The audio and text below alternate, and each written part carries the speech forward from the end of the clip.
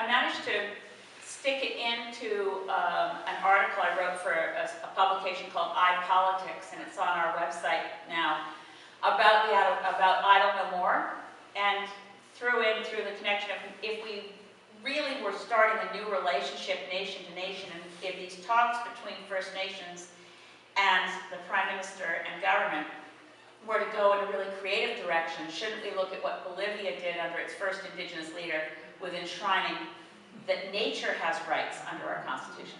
And if anybody who looks at David's most recent book will find that there's many more countries than you would think, like well over 100, that have some form of environmental rights in their Constitution.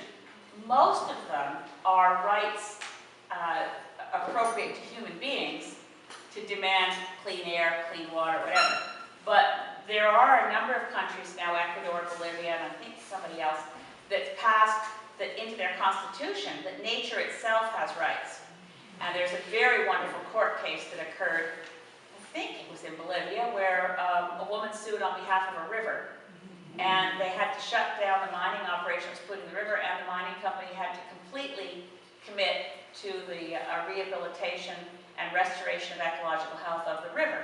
So I think raising these issues again is educating and being catalysts from here, talking about the idea that since really what Idle No More is saying, and, among many things, but the central message that you hear from the grassroots of Idle No More across Canada is we can't stand the destruction of Mother Nature and stand by and watch it. So it's much less about treaty rights per se, in a very narrow sense, and much more about what all Canadians should embrace, which is we can't stand by and let Stephen Harper destroy the Fisheries Act, the Canadian Environmental Assessment Act, the Navigable Waters Protection Act.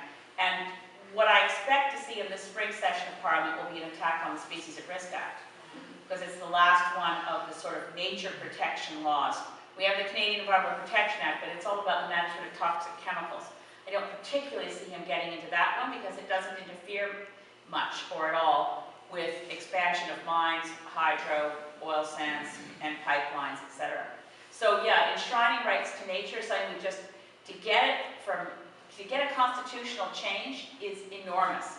But at least to begin to talk about it, and as David's proposed in his book, even a statutory change to say we have the right to this. I mean, Ontario has statutory environmental rights.